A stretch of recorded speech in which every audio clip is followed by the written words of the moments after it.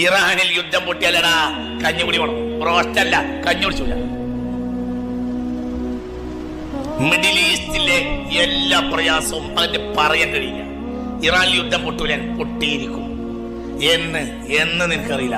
യുദ്ധം ഉണ്ടാവും, ആ യുദ്ധത്തിൽ ഇറാൻ തകരും. മുത്ത് മുഹമ്മദ് മുസ്തഫ ഇറാനുമായി യുദ്ധം നടക്കും, അത് പാമ്പം യുദ്ധമായിരിക്കും. ആ യുദ്ധത്തിന്റെ അവസാനം ഇറാൻ തകരും. പക്ഷെ ഇറാൻ മാത്രമല്ല തകരുക, മിഡിൽ ഈസ്റ്റിലെ അനവധി രാജ്യങ്ങൾ തകരും. ആര് പറഞ്ഞു? മുഹമ്മദ് മുസ്തഫ. അള്ളാഹു നമ്മളെ കാത്തുരക്ഷിക്കട്ടെ. നിങ്ങളെ സഹായിക്കാമെന്ന് പറഞ്ഞ് ഒരു കൂട്ടർ വരും, അവർ ഇറാനെ തകർക്കും. പിന്നെ അവർ നിങ്ങളെ ചതിക്കും എന്ന് മുഹമ്മദ് മുസ്തഫ. മനസ്സിലായോ പറഞ്ഞത്? അവർ ഇറാനെ മാത്രമല്ല തകർക്കുക, അവർ കാരണം അറബ് ലോകം മുഴുവനും തകർന്നു. എല്ലാരും പറയുന്നത് മഹ്ദി ഇമാം അടുത്ത് വരുന്നാണ്.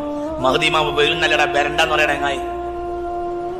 മഹ്ദി ഇമാം വരുന്ന് പറയുന്നേക്കാൾ നല്ല ബെരണ്ടെന്ന് പറയലാണോ? അതിന്റെ മൂലം എങ്ങനെ ഞങ്ങൾ പറയുന്നത്?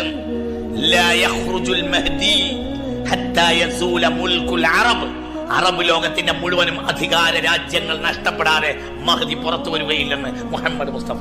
വരണ്ടേ പറ.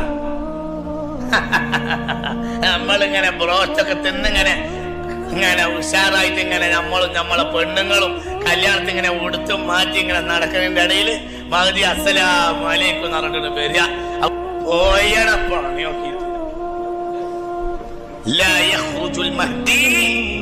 മഹ്ദി പുറത്തു വരികയില്ല. അറബ് രാജ്യത്തിലെ ഒരു രാജ്യത്തിനും അധികാരം നഷ്ടപ്പെടാതെ ഒരു രാജ്യം ഉണ്ടാവില്ല. ആര് വരുമ്പോൾ? മഹ്ദി വരുമ്പോൾ എന്ന് മുഹമ്മദ് മുസ്തഫ. എനിക്ക് പറയാം, മഹ്ദി വരണവരന്റെ വന്നിരിക്കും. പക്ഷേ നമ്മളിങ്ങനെ പപ്പടം പൊരിച്ച് തിന്നതിന്റെ അടിയിൽ വരുന്ന ആളല്ല ആര്? മഹ്ദി കഷ്ടപ്പെട്ട അവസാനം വരുന്ന ആളാണ്.